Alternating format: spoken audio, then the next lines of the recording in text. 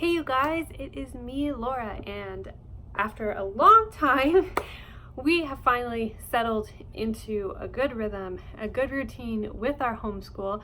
I feel like we have things pretty figured out, so I can tell you what we're doing for our homeschool this year and be pretty confident that this is going to last through the year. Then as each child finishes each subject, which they might not finish them all at the same time, we'll evaluate if we want to continue doing the same thing or change what worked well, what didn't at the end of the year. But so far, things are going pretty well. So I'm going to do these in two separate videos. I'm going to start with Samuel. So what we are doing with Samuel is we have gone with BJU Math. We're doing distance learning. This is the workbook for that. He was able to skip through some of it because he had done part of the level 3 of Math Lessons for a Living Education. And I am so glad that we used Math Lessons for a Living Education as a foundation for him. It was really fantastic. But where we started running into problems, especially has to do with multiplication and division and facts and drill and those kinds of things. And I knew that he had a firm understanding of how things worked, but computation, multiple step problems, things like that is difficult and challenging. So we went with this, and the nice thing about this, there's a few things that we really like. Originally, I wasn't going to have him watch the full lesson every day, but it turns out that he really enjoys watching the whole lesson. There's review built in every day, so he's getting his math facts, he's seeing them over and over again multiple times a day in those lessons. He's able to really understand. He does not like physical manipulatives. He never has. It's a little bit, I think it's overwhelming for him to keep track of all the pieces, and it becomes distracting for him. But for him to watch them use them on the video, it helps him see the concepts, helps him understand, and it's been working really, really well for him. So what we do is we have him hooked up to some wireless Bluetooth noise canceling headphones, and he watches his lesson. Sometimes he's running around while he's watching it, sometimes he's sitting right there. It just kind of depends. Sometimes he needs a break midway through, sometimes he watches it all the way through, and then if he can, he'll do his whole. I just have him do, let's see if I can show you. So the way that these work is they have one worksheet here, and sometimes they'll do some of this with the teacher on the video. And then there's this other side that is supposed to be independent work. And so what I will do is, oh, and there's also a review at the bottom here. So I always have him at least do the first page. And depending on how much of that he did with the teacher on the lesson, and depending on how well he grasps the concept, I may just have him do this and then circle a few review problems. Depending on if it's a lot of review problems, I'll just choose a few for him to do. If it is just a few, I'll just have him do that. And then if he needs extra practice, we'll do this side, but we don't do it every side. So that's kind of how we set it up. Now, BJU Press Math is a spiral approach. For him, that is perfect because like for example, right now we're working on division. It's really frustrating for him to do that for very long. So he can do division for a little bit, then we can practice it with flashcards and with other things as he continues to go through, but he doesn't have to stay stuck there. He can move on to something else. And for him, the repetition is really good, and he gets bored. If basically either it's really hard and he wants to move on, or he's really bored and wants to move on. So with the spiral approach, he can kind of do that. He kind of is keeping motion, keep moving and keep reviewing, and those two things are so important for him. So this is working out well, and I'm glad. So that's BJU Math 3 is what we're on there. Then for reading, I had been doing a bunch of stuff for reading. I had a reading curriculum. My goal for him this year was for him to choose to read books on his own and to enjoy that. So I listened to a book, I don't remember who it's by, but it's called The Book Whisperer. I listened to it on Audible, and I felt really inspired by it. So I just said, you know what? I am not going to do a reading curriculum with him. I'm just going to let him pick whatever he wants and set a timer.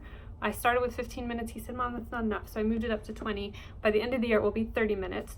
He can pick whatever he wants to read. Now, the part of this that was hard is I let go of what level I felt like he should be reading at or pushing him, and I just let him pick whatever he wanted. And you guys, excuse me, I'm getting over colds, but he has taken off. So he did start, and he picked books that I felt like, man, these are really too easy.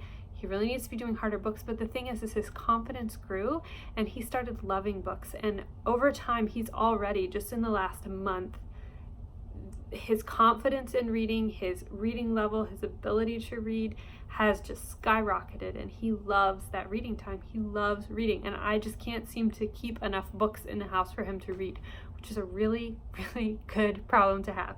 So that's what we do for reading. And then I will sit down and talk with him. At the end, I'll say, hey, what'd you read? He'll have me read it. Sometimes he reads books to his brother. Sometimes he reads books to me. And we'll just talk a little bit about what he read. And he doesn't have to write anything down. There's no reports. We just do it that way. And it's working super well. So then next we have English. So for English 3, again, we're doing BJU Press distance learning. And this is amazing. This is his favorite subject. He loves this. So the way that BJU Press is set up is they do a grammar chapter and then a writing chapter and then a grammar chapter and a writing chapter. And he loves the videos for this. Like, it's almost like a reward for him to be able to do his English time. They have puppets on there, and it's just really fun and engaging. The first topic, the first chapter, the topic was meat, which he wasn't real thrilled about, but ever since then the topics has been, he's really enjoyed them. They had, he wrote game instructions for his first writing chapter, and he really enjoyed that. Right now they're talking about museums in the chapter that he's in, and he just loves it. And so it's set up very, very similar to the math. He watches the video, and then there's the front page, and then there's the back page, and we do it pretty much the same way as the math. Now, I was a little bit concerned about the writing part because physical writing is difficult for him, but it takes them through the writing process step by step. And I know what days those are. I know when they'll be doing a lot of writing, so I just plan to sit down with him and he'll dictate to me. And that is the way that it works. And it's been going so well. So that's English 3, BJU distance learning has been a big hit for us, for sure his favorite. So yay, win for that. So next was spelling. Spelling is probably the subject that I had the hardest time with, struggled the most with. We tried BJU spelling, did not work. We have tried other things, did not work. What has been the most successful with us for spelling was Logic of English and learning all those rules and learning everything behind it. But I looked at the essentials, which is after the foundations. That's the level he would be on. And it is such a hefty program. There's so much more to it besides just the spelling. And it is really expensive. And we had already outlaid more than we'd planned trying to figure stuff out this year. And I just couldn't bring myself to do it. I didn't feel like it was a good fit. So after a lot of research, we went ahead with All About Spelling. Of course, you're supposed to start with level 1, so that's what we're working through. And I think this will be as good a fit as any. Spelling is hard.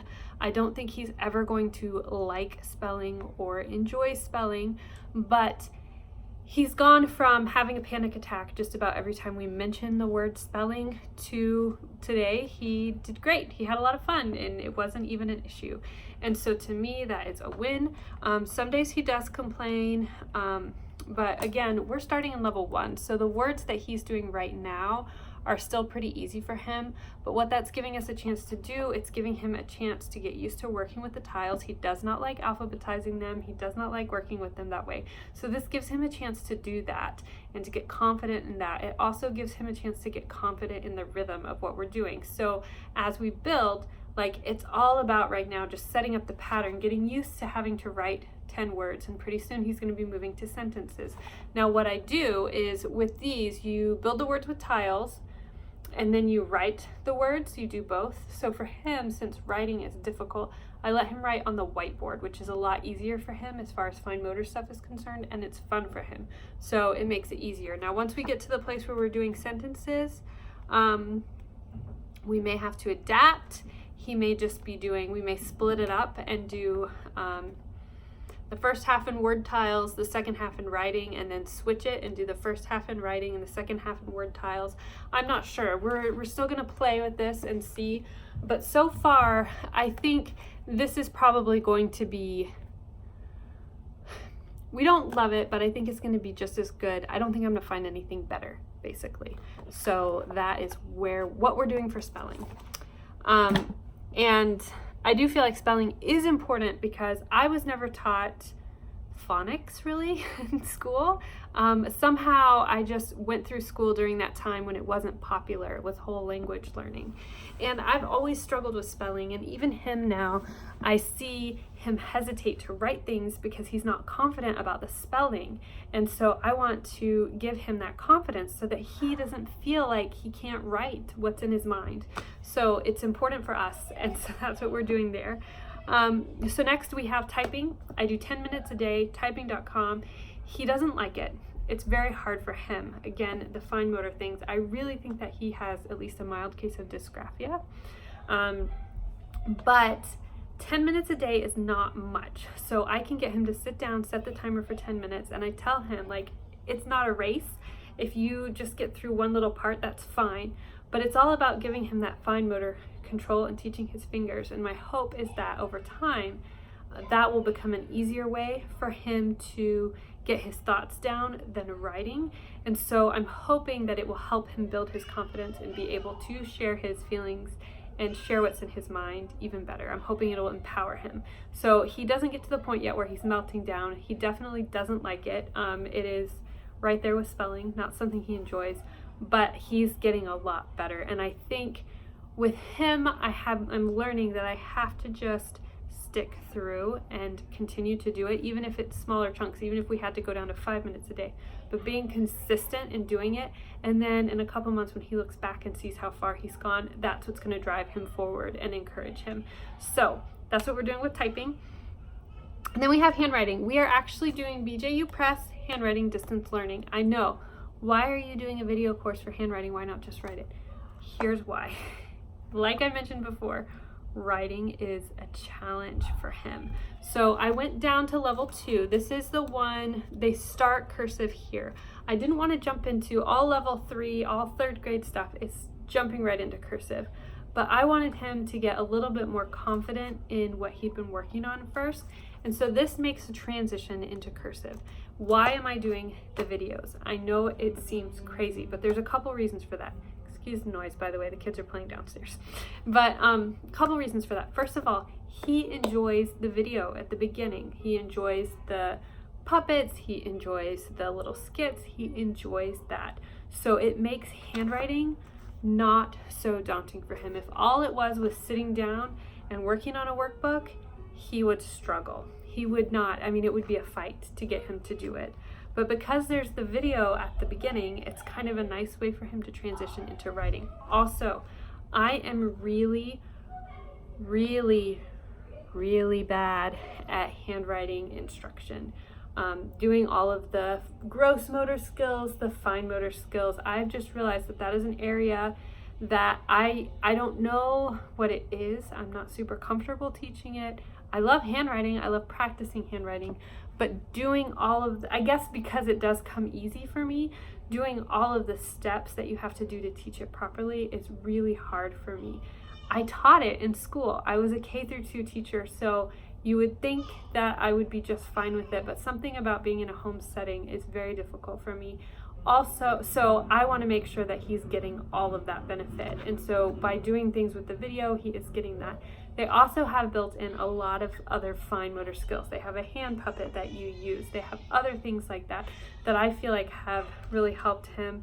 And just looking at where he started to where he is now, he has made so much progress in the amount that he can write at a time and in his letter formation and how neat his handwriting is. And it has been super good. I think for him, having another teacher, even though she's not here in person, but on the screen that he's interacting with, having another teacher be a part of the equation really makes handwriting something that is doable. So at this point, I plan to do this again next year. We'll see. But because this is an area that is so hard for him and such a struggle, to me, it's worth it to outlay the extra money so that he can not struggle. Because again, some of these areas, if you can't write, you can't get your feelings, you can't get your expressions out, all the other subjects become more of a challenge. So doing what it takes to get him confident in this, it's worth it. It's a win. So this has worked really well, and I'm very, very, very, very happy with what I'm seeing happening in his handwriting. So that is good. So the next thing we have, we're also doing, I count this as part of his homeschool, we're doing Awana. They're not alone, don't worry. There's an adult down there with them. They're totally fine. Timothy and Samuel have been at each other's throats lately, and I'm sure that your kids do that sometimes too. So that's what we're dealing with down there. Brotherly love, right? It's real life. But we're doing Awana right now. I am not sure if we're going to finish this because they have scouts and they have Awana, and they're both late at night and twice a week, and we're a little concerned about their sleep. So if we drop one, it will most likely be Awana, but we're not sure. But we may continue to do the book anyway. I don't know. But we do Awana. And so he's working through this. I'm working through it with him. I have a playlist on YouTube where I add in memory verse songs because that helps him to remember the verse for the week. So we do that as well. And then as far as our loop subjects, not a whole lot has changed. I take that back. Some has changed. So we have geography, we have science, and we have history, and we just loop through those. So for science, we are still doing the same that we had planned at the beginning of the year, which is God's Design for Life through master books. We love that. It works well. Our next round will be the human body, which Timothy is super excited about. And then, excuse me, we're still doing America's Story for America's Story 1 from master books for our history. And for our loop, I ended up dropping completely My Father's World. There's so much that I love about it, but it is just not a fit for our family, which makes me very sad because I really love the program. I think as a child it would have been an excellent fit for me, but it's not a great fit for my kids. So I am going back to a while ago, I created my own geography curriculum. I am using the kind of the countries and the outline of My Father's World, Exploring Countries and Cultures, as a guide to help me out. But I'm just creating my own curriculum, going through the different continents and cycling through, and that's just what I'm doing. It's working really well for us. That seems to be the best fit, and the boys love it. Last couple of things, I had tried to do a writer's workshop, which was working really well for the boys. However, I wasn't able to do that during Lily's nap because that's when I have to do things like math and spelling and very high intense teacher interactive stuff is during her nap. There wasn't enough time to do writer's workshop during that, and I am just not able to give writer's workshop the focus that it needs while she's awake, and she is needing me as well. So I have made the decision to drop that, which makes me sad, makes the boys sad. They still have all the materials. They can write whenever they want. They can do all of that when they want. I'm just not designating a time for them to do that where they have to do that. I'm not doing mini lessons for that.